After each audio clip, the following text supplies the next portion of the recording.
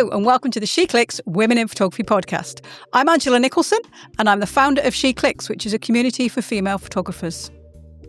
This episode is a little bit different because it was filmed at Somerset House in London on the opening day of the Sony World Photography Awards 2026 exhibition, and I had the fantastic opportunity to speak with some of the award-winning female photographers. Also, all of the questions are from the SheClicks community. So our first guest is Dafna Talmor. Dafna, you won the Landscape Award, didn't you? I sure did. Yeah. How exciting was that? It's very exciting, quite surreal. Yeah? Yeah. Could you tell us a little bit about your work? Sure. Maybe it's easier if I talk about the work that's been selected. Yes. Okay. Because it's part of a very long, ongoing body of work called Constructed Landscapes. It's a project that stemmed from an archive of negatives that I'd accumulated for a number of years that initially only had personal significance.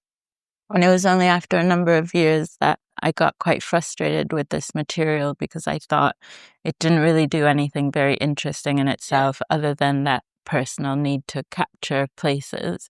And so it was after quite a while of looking at the material that I thought there must be something productive that I can do with that frustration. So this attempt to turn something negative into something positive. And so it dawned on me that I could take that material and use it purely as source material to be repurposed, to then reconfigure it to make new imaginary landscapes. Yes.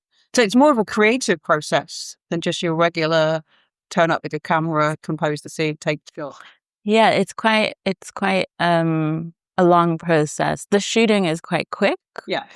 But in a way that's like, if it wasn't that quick, I don't know how free I would feel to then make those interventions, because I'm cutting directly onto my negatives, which for a lot of photographers is quite extreme. Yeah. But I always say that, because that material in itself is not very interesting to me as like in an artistic sense, and it gives me the freedom to make those interventions and hopefully to turn that material into something more interesting. Do you therefore take lots of pictures while you're in the space so that you've got lots of negatives to work? Yes. I mean, originally the project stemmed from an existing archive. So I had about 4 years worth of material, and I still have some of that material. Yeah. But then I've been feeding the archive ever since with the knowledge of what I'm going to do with it. So that's changed things a little bit in terms of how I shoot and how much I shoot. Yes. Okay. So normally in these podcasts, we have a section called Six from SheClicks, and I ask people to pick numbers from 1 to 10 to answer questions from the SheClicks community. So I've mixed things up a bit today. Okay. And I've got a hat full of questions from the SheClicks community. So if you don't mind, I'm going to pick a few out at random for you to answer. So let's see what we get first. Okay, this question's from Max. What is your one piece of advice for other photographers who are keen to enter future competition? Oh, advice. I find giving advice is tricky because I feel like everyone is so different. Mm-hmm. But in terms of competitions, I think I got asked that yesterday. I feel like it's important to feel that you're ready and that you know why you're entering something, and to think about how you put that material to. I think it can be really tricky when you have a very big project, how to condense it and how to present it in a way that reflects the complexity of the work. So yeah, it's just about thinking a lot about what you select and how you present that work in that context. Is this the first time that you've entered the Sony World Photography Awards? It's, I think, the second time. Okay. Yeah. Hit rate. Hit rate. I mean, yeah, I guess it's maybe to do with timing. I mean, I've been working for a very long time. So. But what made you feel you were ready? I think the work that I submitted is from a very recent commission, a private commission. And so there's something, I think there's a kind of clarity to that body of work because it stemmed from the material that I shot for that commission. So it felt like, even though it's part of a much bigger project, it makes sense as a smaller body of work. Okay. Right, let's move on to the next question. Thanks. This is from Sarah. What inspired you first to pick up a camera, and what was the first thing that made you want to keep photographing your chosen subject? Great. I think what always made sense to me in terms of photography is that the camera is a transportable object that allows you to transport a lot of other things. And so it just made sense that, whenever I traveled or moved between different places, that the camera enabled me to, I tend to talk about it tends to give me a semblance of control over things that I don't necessarily have control over. Okay. So it's a kind of, it gives me a sense of control, not in a kind of extreme sense, but just more in a personal sense. Yeah. And so that's something that's always stayed with me. But I also just think photography as a medium is so, I just love its multiplicity. Yeah. And the way that it can circulate across so many different contexts and so in its plurality. So I feel like it's something that keeps me fascinated, because I feel like you can never really pin it down. Yeah. When you're photographing a landscape, do you have a vision of what you're going to create at the end, because your work is so creative? Not really. I think, now, of course, because I've been working on this project for so long, I have a sense of what I'm doing and what I want to do, but I hope and I feel that every time I make a new image, that it's a surprise. So and I think the way I work, for me, it's important that there's a combination of something that's very intuitive, so like shooting in a more documentary style initially, but then when I move into the studio in the darkroom, then it's very considered. But then even within the studio where it's very considered, there's so many things that happen by accident or by chance because of the enlarger or the chemistry, the way the material behaves. So there's a lot to respond to that changes all the time. Yeah, absolutely. Great. Okay, let's have another question. Kieran says, who are or were the most influential people in the development of your photography journey? Oh my God, a very difficult question. I feel like teachers, across all levels. Like, I had my first photography teacher was in Venezuela, where I grew up, and his name is Roberto Mata. I did a very short course with him, and that was really instrumental. And then I did my BA at Goldsmiths in fine art, and I had brilliant tutors. And then on the MA at the Royal College of Art. But then I would say also my friends, my peers, that I feel like are really crucial as well in terms of the conversations that we have.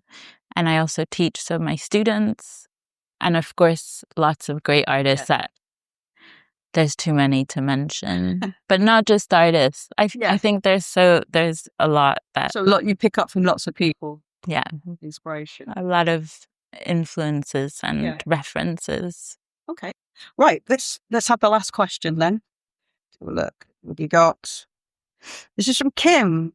What has been the most exciting or fulfilling moment in your photography journey so far? It's always very hard to pick one. I think maybe one that doesn't necessarily seem so as obvious, but I mentioned it in the thank yous yesterday.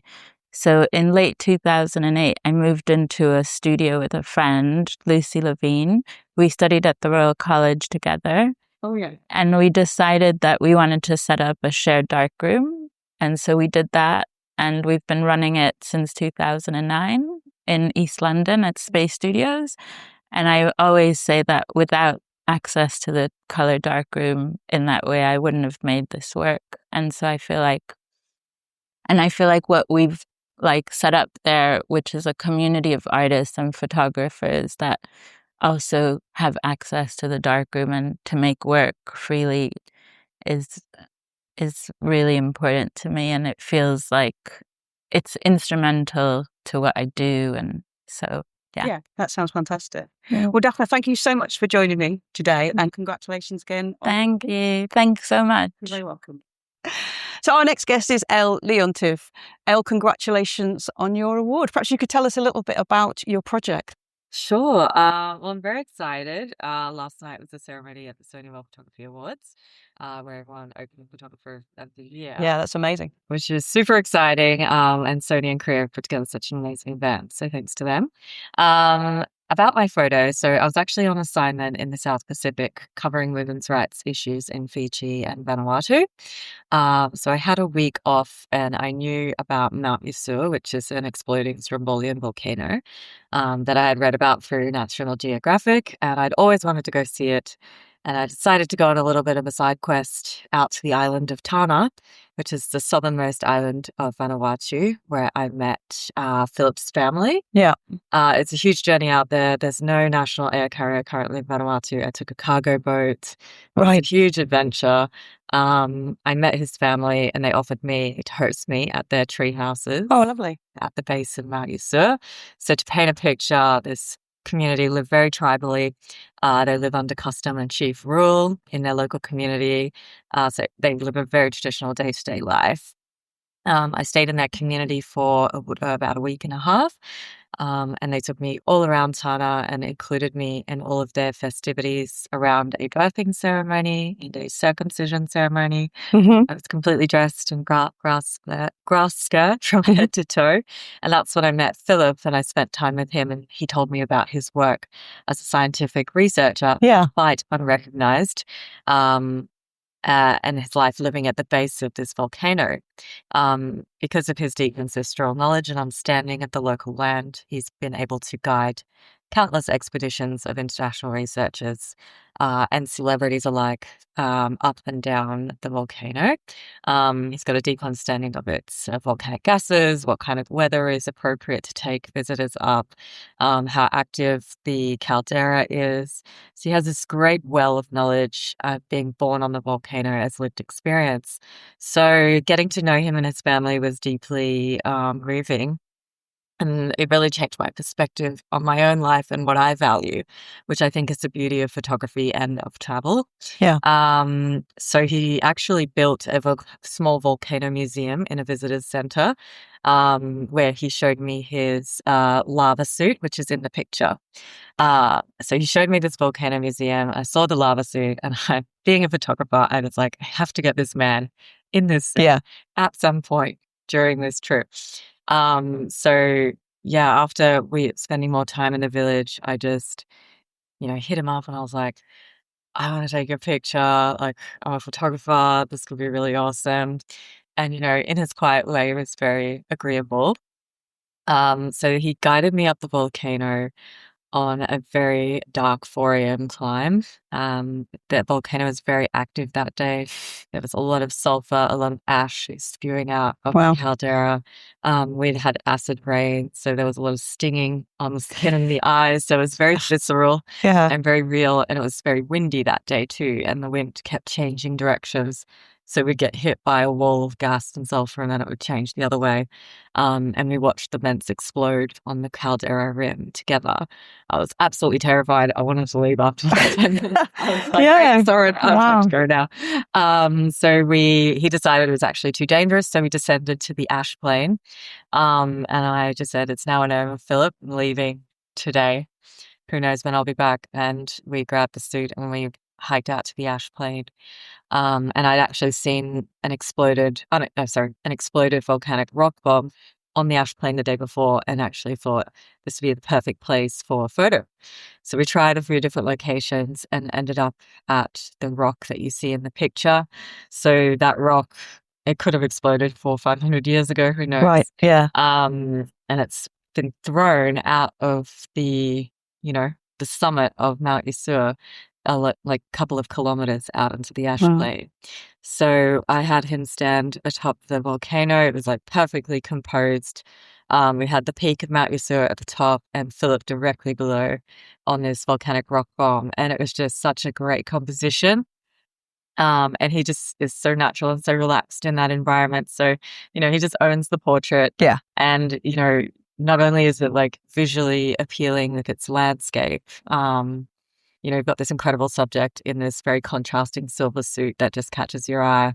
It really draws you into the subject. And he's got a very strong and powerful stance. So, yeah, it was an incredible moment. We actually did the shoot in about 20 minutes. So we quickly drove around the because I had to leave. Yeah. And yeah, I knew I had something really special. I knew the environmental portrait was amazing and probably once in a lifetime. But I'm sure Philip will get a lot of requests now. Do the power pose. That'll be. Do the power pose. Yeah. Yes. So Philip, we basically wrapped up the shoot not long after we did the rock bomb photo. And essentially, what's most interesting about my experience taking this photo is not only Philip, but the electricity in the village shorted my camera. So I couldn't see anything. There was no screen and no viewfinder and no settings. Wow.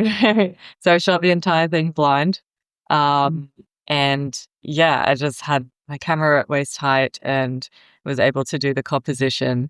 And I had the sensor that was still beeping and telling me that I'd taken the photos. So it was such an incredible moment and a combination of skills as well. It sounds like quite an ordeal that you went through to get to that point as well. So congratulations again on that. I feel like photography is always an ordeal. It's just an ordeal that you don't actually get to see much of the process. Yeah. There's a lot of planning, a lot of preparation, a lot of relationship building, a lot of organizing people in the modern day era. There's just so much work that goes into the background of taking iconic photos, whether they be of people in the street or fleeting moments or personal relationships. And my advice to anyone who's continuing to pursue their photography is take my experience of my camera completely failing on the day is just shoot when you don't have the best equipment, when you don't have the perfect conditions, when you don't have everything working to your favor. You never know when your moment is going to come around, when you're going to get that shot that changes everything for you and somebody else. So there's a lot of focus on tech and gear and the best this and that, but focus on who you are as an individual and what you can offer your subjects. And don't worry about your lenses. Great advice, especially in acid rain. Okay, let's have some questions from the SheClicks community. So let's start. This question is from Pamela. It says, it takes a while to find your own style of photography. How was that process for you? That is a really good question. And I don't think it's a question anybody could give some kind of definitive answer to. It's personal. And I think my best response to that is that in this day and age where we've got digital cameras, phones, the whole shebang of equipment at all times where you can take millions of photos, your best work and your identity will come with time. Take on projects that last 10 years. Okay. Take on projects that last your lifetime. Anybody can go to a beautiful palm tree and take a picture of it. But what's your message about your imagery over time? What is your core concept? What is it you want to offer the world? Is it something inside of you and something you wish to express? Or is it the stories of others? And I think starting with your why and why you exist as a photographer will eventually give way to this mythical thing of a style. And, people shoot their whole lives and it doesn't appear sometimes until maybe it's 3 years, maybe it's 5 years, maybe it's 20 years, but your most meaningful work will take place over the longest period of time. And don't be tempted to see something someone else did and say, oh, I want to replicate that because I think that looks really cool. That's got nothing to do with you finding your style. It can help you technically and figuring out how somebody did something or, what lights I might use.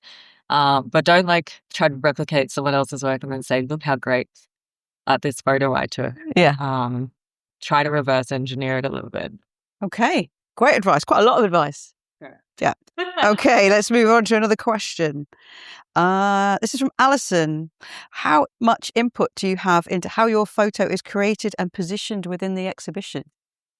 Ooh, none. Okay, I thought that was the answer. So you were as surprised as anybody. Well, like in terms, there's a bit of liaison that goes on, obviously which photos they're going to use. So my photo was a single shot. Yep.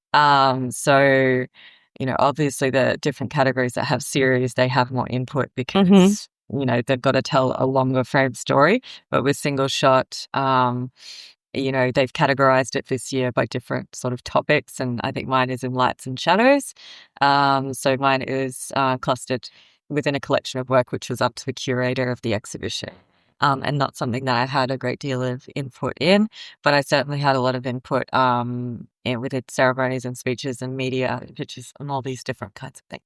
Okay. Did you have any choice of paper for printing or anything like that? Or is it that decided by the exhibition? No, I didn't. I think this exhibition is a huge effort and so many people are involved at different points in the journey. And I think Creo and Sony have a relatively small team, and I think they pulled off saying a couple of events with the size of people that they have on board. So I don't think there's always that room for that detailed. Okay. I mean, it does look great as an exhibition. It's amazing. Isn't it? Yeah. Okay. So let's have another question. This is from Liz. What makes photography your passion? Why is it my passion? I think I don't know if everyone has like a finite reason as to why something is their passion. I think it's like something that comes, at least for me, it's something that's come along in like stages. Yeah. So I guess my passion began with culture of travel, which I was a hobbyist at for a long time. And there was nothing more that I loved than being creative with the shots that I took. And then over time, I also worked professionally in international development, so social issues really speaks to me. And so does fine art photography. I've been a lover of photography for a long time. I felt relatively unfulfilled in my corporate life and career. And, everyone has a voice in their head that's like, why don't you do that thing that you really love? Yeah. And I knew deep down I always wanted to pursue it. It's just that it took me time to kind of evolve into that person. So I knew it was always a passion of mine. I didn't know that I wanted to make it into like my professional passion because I thought that it might kill the interest, but it hasn't. It's actually only made it so much more interesting and engaging than it ever has been, which I think is a really great thing. Great. That's really good to know that. So you're going to continue. That's good. Yeah. All right. Let's make this the last question. Oh, it's also from Liz. How did you find photography in the first place? And they're fine. Yeah. What made you? I don't know if I found it. I think it finds everybody. TV and, popular media. I'm trying to think back of when I first, because I remember buying my first camera, which was Canon. A Canon when I was like 20. Okay. So what spurred you to buy that camera? Well, I was going on a round the world trip as like a young backpacker and I wanted to video and photograph. I'm not quite sure where that came from. Like I always liked photography and looking at it. And I know I just wanted to document my trip and that was the first step.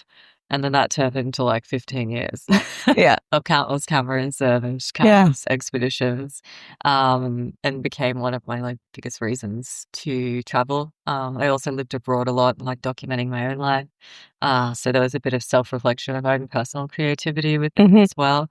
And that process has only evolved from my own personal documentation to self-portraits, to the portraits of others, to films about others. And it's just only built over time and been a slow progress into photography. So yeah, I think it's been 15 years now. And I have like 30 hard drives of thousands and thousands of photos. Yeah. Some of which I've never looked at. But I think maybe one day. Yeah, you never know. I'm older. Yeah. I can see the progression, see that style. Yeah. See where you started and how it developed where you are now. Yeah. That'd be interesting. Well, Elle, thank you so much for joining me on the podcast. It's been fabulous chatting with you, and congratulations again on being Open Photographer of the Year. Thank you. Our next guest is Isadora Romero. Hi, Isadora. Thank you for joining me today. Thank you for having me. You're very welcome. Perhaps you could start by telling us a bit about your winning project. Sure. My project is about two cloudy forests in Ecuador. It's about this community that arrived to this forest no more than 2 generations ago. So they arrived there primarily to make logging, but then they realized that were going to end their land and nothing was going to be there anymore. So it intertwined with this idea that we have as forests as separate from people. And actually, recent research has found that, for example, in the Amazon, they were like very intricate ancient cities all around the Amazon in whole Latin America, and also a lot of technology for the forest to exist. So we are now talking about cultural spaces rather than just natural spaces. So that shift in the conception about forests have always been intertwined in Ecuadorian culture. And communities that are arriving into these territories, they are kind of reshape this idea with the new challenges that these territories have. That sounds like a really interesting project. It must have been a lot of fun and quite a lot of research required. Yes. I work in very long term. So this was 3 years of work and research. And it's really fun also because I like to experiment with photography in different fields. So for example, in one of the forests, there are a lot of scientists arriving there. So we were just trying to think about how other organisms may perceive us as well. So we use thermal cameras, infrared film, ultraviolet light painting, just to get a glimpse of how might some different organisms besides humans perceive the forest and us. So it was a lot of fun to just know the science behind it, but also know that we will never actually know. But just to have this idea and invite people to expand the thinking about how you look at the forest and how other organisms might interact with us in it. Has it changed your appreciation of a forest? Of course. Yes. Yes. I mean, you always look at it with kind of a fascination.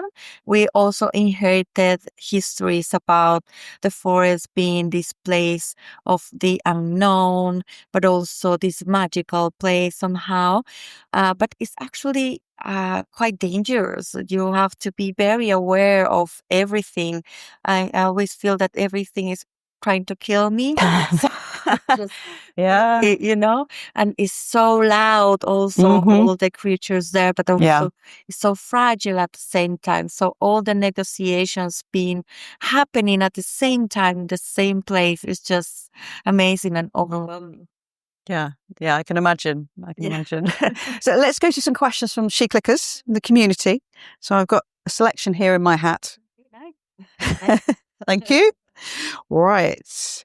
This question is from Maribel. So did you start shooting a wide variety of subjects before specializing? If so, how long did it take you to find your niche? Amazing. I studied first cinema. So I thought I wanted to do movies. And then I realized that it took a lot of people, a lot of money, a lot of time. And I found in photography this place where everything was kind of immediate. And also you can connect more closely with people and have more of a sense of, luck, get into it. So then I studied in Buenos Aires photography, and I started working first as a fashion photographer because it brings me money to sustain. That's important. Yeah. And then when I came back to Ecuador, I realized I didn't like quite much that area, but I learned how to properly illuminate or have this sense of space and this sense of aesthetic somehow. And I was always like mad about how Ecuador had been portrayed, because the people that first were photographers, they were from a certain elite, or they were foreigner photographers coming in and really just photographing, the violence or folklorizing the culture. Yeah. And I thought there is much more and so different ways we can approach topics. Yes. So I would just start just by my gut, just feeling that there was another way to do it. And experimenting a lot as well, because I think that what thing of not knowing much is that you get a lot of risks and chances. And I just start mixing different types of photography just to not only have information about what I was researching, but also have different kind of feelings about it. So I work a lot with other process like cyanotypes, xanthotypes. In one project, I make cyanotypes over tortillas. So I experiment a lot also to have this sense of the feeling of what you can see. So you've tried quite a lot of things to find what you really want to do. Yeah, I did. And then I thought this was for me, like, I feel very connected with photography, but also this idea to share a lot and to find this place of connection with people. And that is what drives me. Yes, I think, connection is so important, isn't it, in life as well as in photography. Okay, let's have another question. This is from Paula. How long did it take you to realize the vision for your project, from initial idea to having it ready to submit? Thank you, Paul, for the question. It started. We had a scholarship, grant from National Geographic to do this project in one of the forests that is called Mache Chindul. It's an ecological reserve. And while I was working there, I also years ago worked with another community that live in another forest, and just thinking about what I was learning there, and also thinking about the ancient cultures that have inhabited this forest. We have beautiful museums in Ecuador and in Quito, where I live, where you can see all the artifacts and the vessels that these cultures make, and you can see the connection they have with animals, with textures, with the forest itself. So I thought this is a continuous way of thinking, and that is something that is worth to speak about. We are, as humans, are continually thinking ways in how to relate in a connection way with the forest. In a more conscious way.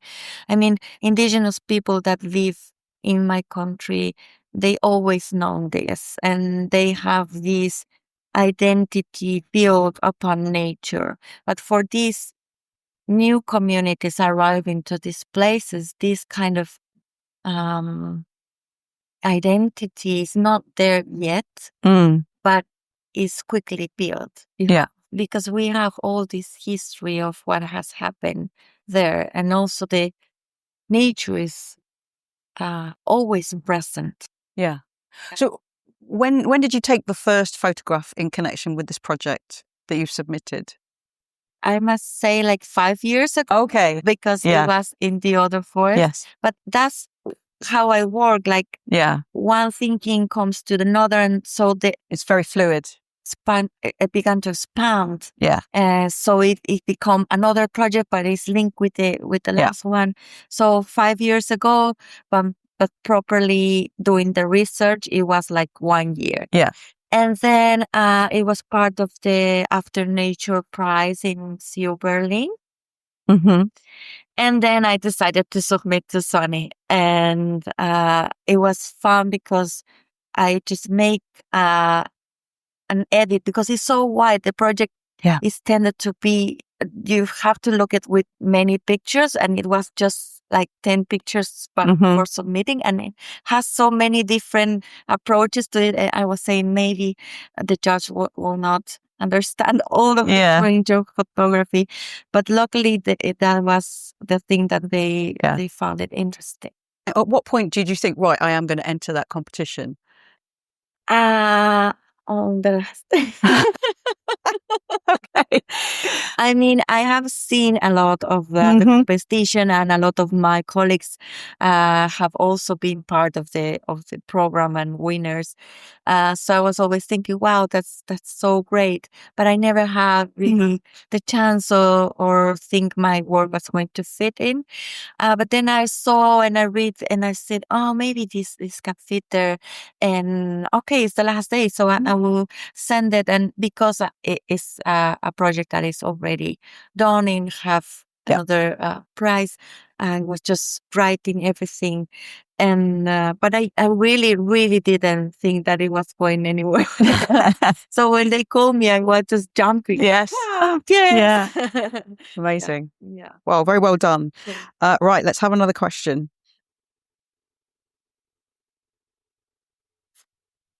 This is from Debbie. She says, have you ever been through hard times, and did photography become your savior? I think she's had some bad times and photography kind of got her through them. So she wanted to know whether maybe you'd have that.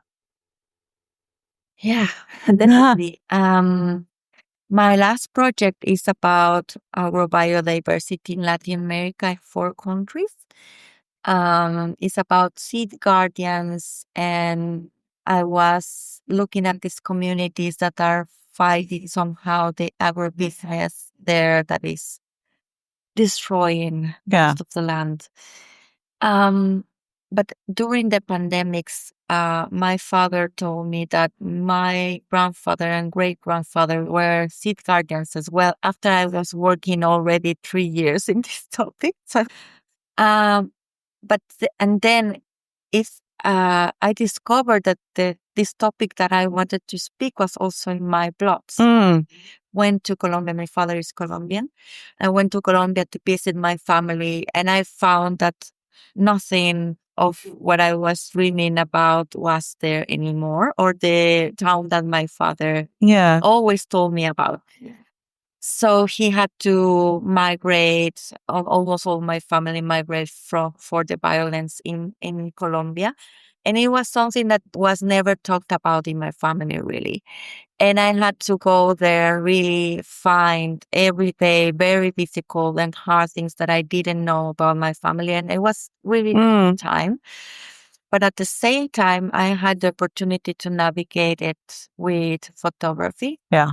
And I realized that maybe I was doing this project to arrive to that place where I didn't have this information, but I always felt that something was not right. So when I discovered it was so tough, and then, but then I feel that it allowed me to go very deep into the topic, but also get to know my father better and my family better. And at the end, it was. Oh, that's good. That's good to know. Thank you so much for joining me on the podcast. It's been fabulous chatting with you. Thank you. It was so much fun. Thank you. Thank you. So hello, Maria. Perhaps you could introduce yourself and tell everybody a little bit about your project. Hello. Thank you for inviting me. My name is María Fernanda García. I am from Cuenca, Ecuador. And I'm here because I have been selected from Sony World Photography Awards. And I have the second place of Latin America. And with this project, which is very meaningful for me and very special because it's a personal project which is related to mothering, to my family, to my son especially, and to territory because it's related with birds and birds from our region, for birds that we find, and also is related to freedom and to caregiving. Yes. Oh, well, congratulations on coming second. That's fabulous. So that must have been very exciting to find out that you've been shortlisted. Yes, very exciting. Yeah, very. Also, it's the first time that I'm in London, and for me, it was very emotional because with such an intimate and personal project, which I think sometimes it's very difficult to get in like contest with personal stories, and it was such an honor and very emotional. Oh, that's great to know. So I have some questions from SheClickers. Yeah. So I'm just going to pick one at random for you to answer. All right. So this is from Mariam. Do you have a mental checklist of things to consider just before you press the shutter button? I think I do prepare photographs. I sometimes I dream about them. Sometimes I draw them. But I don't have a specific checklist. I really like to be calm. I really like to breathe a lot before I go to a shooting. But with this series that I present here, is very like from the guts. Like it comes from like a natural instinct to take the image, and also while we are playing with my son, and sometimes I see something and then I repeat it. I asked him, let's repeat this. So it's not that I think so much about these images. Yeah. Is it your son in the photograph that we've seen associated with the competition everywhere? Yes. Oh, it's a beautiful picture. Thank you. Congratulations. Thank you. Okay, let's have another question. This is from Linda. Okay. She says, have you ever lost your photography mojo? You familiar with that? And if so, what got you going again? So have you ever sort of fallen out of love with photography or been unable to sort of find your creative reason? Yeah. When I became a mother, it was above all the first years of my son. I was working freelancing and also caring, like mothering, and I couldn't find the space for photography in those first years. And so I started to photograph when she was sleeping and to work also. Yeah. And sometimes I became very like anxious, and but then I started to see the potential in that, the images also came, new images with being a mother. So yes, it happened. Yeah, I think it was related to mental health issues, also related to postpartum and things, but then it came again, like the images and so the inspiration with that moment. Yes. Okay. So this is sort of a good question relating to what you said earlier, actually. This is from Liz. How much planning goes into your images?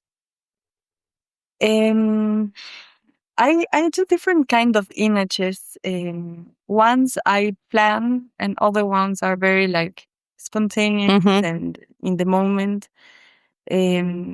But I do draw the images before I love pose. I love also portraiture, and I study pose. Yes. So yes, I think it's very. If you plan, like for portraiture, for example, it's very important to sketch before, to think about it, to even make tests. So yes.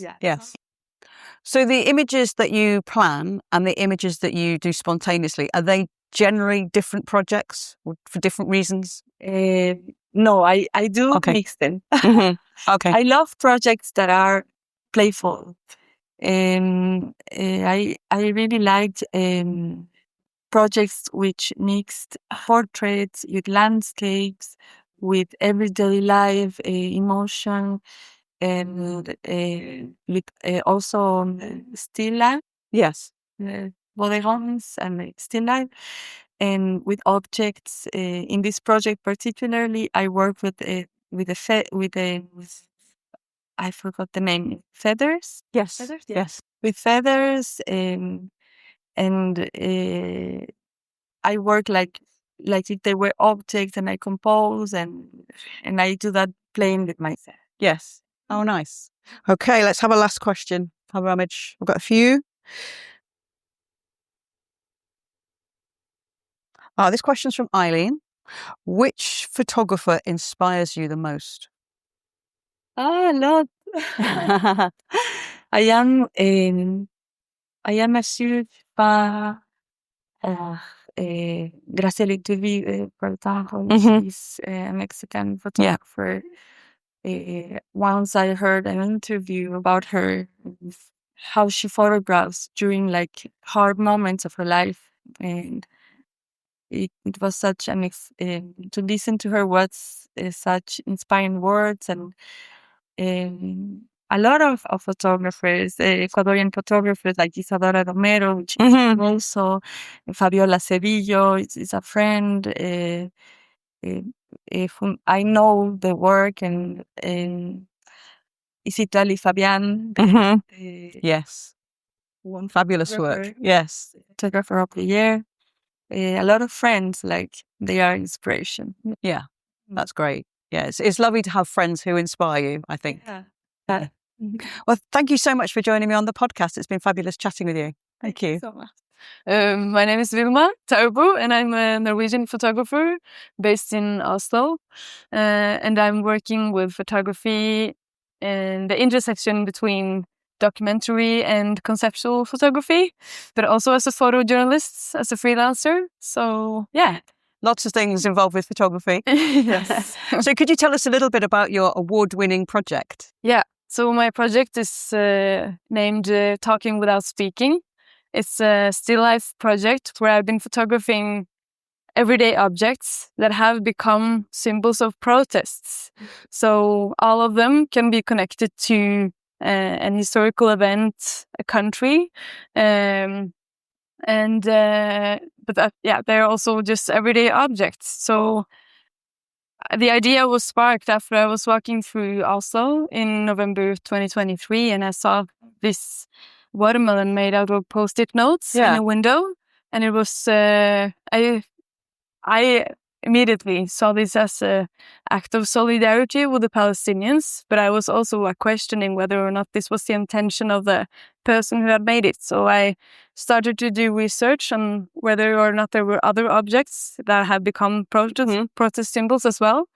And there are many of them from the last century. So I started to photograph them. Because one of them was a yellow inflatable duck. Yeah. So where does that come from? It comes from Thailand. So they were used during protests in 2020. And they ended up using them as shields against tear gas while they were protesting. Okay. This was coincidental, kind of. But the same thing like in Hong Kong with the umbrellas. They became useful on the streets. But How did you find out about these things? Because some of them are quite niche, you'd know if you're in the country, but you wouldn't know anywhere else. Yeah, so there have been some articles written about this. But I also talked to friends and family. So my grandparents, for example, they knew about two of these objects that can be linked to the resistance movement against the Nazis in Norway during the Second World War, which was the paperclip and the red beanie. So also the red beanie, which was used in Norway, some people started to use it in Minneapolis earlier this year as well in the anti-ICE protests. Okay. Which was, so people started writing about them again. But doing research online, but also talking to people. Yeah. That's really interesting. Yeah. Really interesting project. Thank you. Shall we move to some questions from the community? Yes, absolutely. Let's do that. So I've got quite a few questions in this hat. Yeah. Right. So this question is from Susan. She said, if you were starting out today, what advice would you give your younger self? I would say that the most important thing is to find topics and themes that you care about and explore your way on how to how to translate them into a visual language that you feel says something about your thinking patterns or that you can identify with in some way. So, yeah. Would your younger self listen? I would probably have to try and fail, and I will continue to do that. Yeah. But yeah. Okay. So both yes and no. I guess. Keep saying it, maybe eventually. Yes. Okay. Oh, this question's from Helen. Have you ever suffered from imposter syndrome? If yes, how did you overcome it? I think I do it all the time. Yeah. So I guess you just have to try to remember what motivates you to work with the things that you do. And if people accept you into some new spaces, you have to say to yourself that, okay, there's a reason that they have invited me in. So but it's hard. And I feel like it's a continuous struggle that everybody battle with. So yeah. And there's a bit of a vicious circle, because obviously if you have imposter syndrome, you probably think, oh, I'm not good enough to enter the Sony World Photography Awards. But if you do enter and you win a category, then that's the kind of a bit of validation that helps for the future. Yeah. But as well, it's also scary. Like, okay, so like, why me? But like, yeah, you have to just be, I don't know, have to trust the people that made the decision. Yeah, don't second guess the judges. No, there's no point in doing that. Yeah, no. But Slice that way. Yeah. Okay, let's have another question. Okay. Ljubljana says, what inspires your creative vision? Talking to normal people living their everyday lives. People who do many different things. I'm inspired by people who are working with their hands, or people who are passionate about the things that they are doing, and don't care so much about what are other things, but try to follow their dreams. So yeah, I like to be in circles with people who do lots of stuff, so I can be like, I don't know, feel not attached to the ground, but like, okay, yeah. All right. Well, we've only got a few left, so I think we may as well work our way through them. Nice. Okay. Liz asks, what is the oddest thing you have done to get a photograph? Oh, it must be, the first thing I come up with is like climbing up in a tree. Okay. Yeah. But it's not very odd, I think. But some people might think so. Yeah. I see a tree as a challenge. Yeah. To climb it, but yeah. Yeah, I would say that's the first thing I come up with. There's probably other things as well. What were you photographing up that tree? A person. Yeah, okay. From above. Okay. Yeah. So you could have used a drone, but you climbed a tree. Yeah, I don't really use drones, or I haven't, and until now, or I haven't yet. Yeah. Okay. But yeah, it's things around. Okay. Oh, this is another question from Liz. Okay. How has winning the award changed how you feel about yourself as a photographer? If indeed it has. I don't know yet. I feel it just happened. So, but I hope that I will feel that I'm a bit more confident and feel a little bit less on the imposter syndrome thing. Yeah. Yeah, but it also just inspires me to continue. So it's Yeah. How did you actually find out that you'd won the category? How I found out? Yeah. Did you get a phone call or? I got a phone call. I was sitting on the bus. It was like a very gray day. I was feeling very.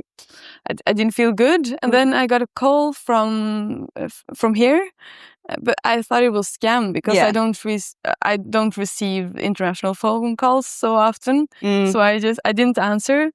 But then I got a message afterwards, like, "Hi, can you call me up from Sony?"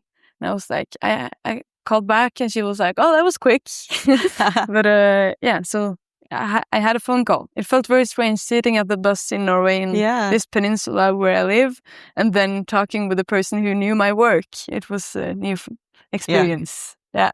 And that certainly brightened the day up for you, I should think. Yes, it was very strange. So yeah, it was a little bit surreal until I came here. It was I would have. Did it not get more surreal when you arrived? Yes, but also meeting nice, kind people it helps. Yeah. Like people are people, Yeah. no matter where you are. I think everybody likes to celebrate someone who's done something good. Yeah, that helps as well. Like Yeah. people being in a happy mood and Yes. welcoming. Good. Yeah. Okay. Right. Last question. This Okay. is from Simone. Yeah. And she would love to know how you come up with your ideas and how you plan it from there on. Most often I get the ideas while walking or running or sitting on public transportation. I never get ideas when I think when I really want an idea. Yeah. So that's really frustrating at times. But and from there, when I get the idea, I try to think like how I want to, I don't know the word in English, but how I want to approach it, and in what different ways it can be told, and what way it resonates most with me, I think. So this was a very new way for me to be photographing, because I also work with photojournalism, which is very different. But I felt that within this idea, it made sense to strip the objects from context. Yes. Or context, in the images. So using the white backdrop, it was new, but it felt. But there was purpose to it. Yes. Yeah. Yeah. It was a very well thought through project. Do you experiment? You say you think through all the different ways you could photograph it or how you might take the project. Yeah. Do you actually take other shots that you later realise, no, I'm not going to do that. I'm going to do it this way? This project, I did different shots with different compositions, but all of them were in the studio. But in other projects, I experiment much more as I go. Yeah. So it really depends on the idea, like how clear it is, and sometimes it's the thinking is happening while shooting. So it varies. Yeah. Yeah. Okay, it's part of the fun. Yeah, I think so. Do you think will you enter the competition again? Yes, maybe. I think so. Yeah. If I will have a project which I'm proud about and which I want to share. Yeah. So definitely. So if the project is right, rather than you're going to think of a project to do for it. Maybe, yeah. I think I want to have the joy of creating the project without thinking about any competition, just about creating the project. And then if I'm happy about it and want to share it, it's we'll Makes play sense. afterwards. Yeah. Yeah. Okay. Well, Vilma, thank you so much for joining me on the podcast, this special edition at Somerset House for the Sony World Photography Awards. Thank you for having me. It's been great. Thank you. Thanks for joining me for this episode of the SheClicks Women in Photography podcast. I hope you enjoyed it. Special thanks to everyone who sent in a question. You'll find links to the guests' social media channels and websites in the show notes. I'll be back with another episode soon, so please subscribe to the show and tell all your friends and followers about it. In the meantime, enjoy your photography.